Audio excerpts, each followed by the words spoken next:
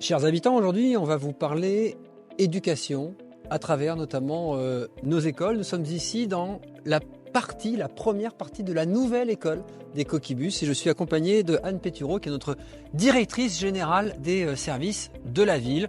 La ville qui compte, c'est important de se le rappeler, 1600 agents entièrement dévoués au service public. Ma chère Anne, cette école. Alors cette école, c'est 13 classes en plus, 20 millions d'euros de travaux pour les enfants, pour l'éducation, avec une salle polyvalente supplémentaire et de nombreuses aménités supplémentaires comme des tableaux numériques pour l'éducation.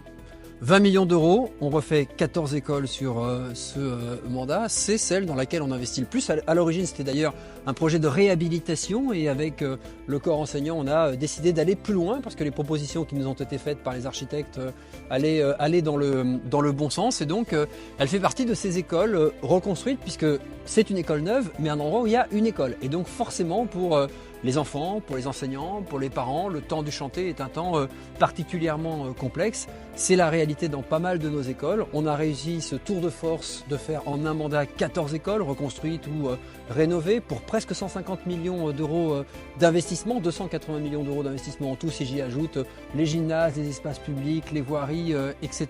Et donc c'est un chantier colossal. Je crois que nous sommes la ville de France qui investit le plus dans les écoles aujourd'hui. Oui, effectivement. Et dans cette école, on peut aussi voir derrière nous une des premières cours Oasis. Il y en aura de nombreuses dans l'année.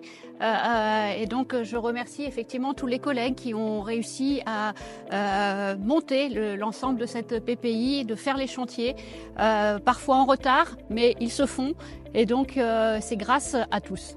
Merci Anne. PPI, programmation pluriannuelle d'investissement. Un grand merci à travers vous à tous nos agents du service public qui se dévouent sans compter parce que mettre en œuvre une telle programmation d'investissement, c'est évidemment colossal. J'ai bien sûr une pensée pour nos élus qui accompagnent ce mouvement. Je pense évidemment à Midi Zegouf, mon premier adjoint en charge des politiques éducatives, ou à Myriam Boubel qui porte cette fameuse programmation pluriannuelle d'investissement. Voilà un exemple concret de ces grands chantiers que nous faisons sur la ville avec une priorité absolue, celle de l'éducation. Dans un monde qui va mal, c'est par l'éducation que nous en sortirons et ça fera partie évidemment de nos messages pour cette nouvelle année 2025. Merci ma chère Anne. Merci.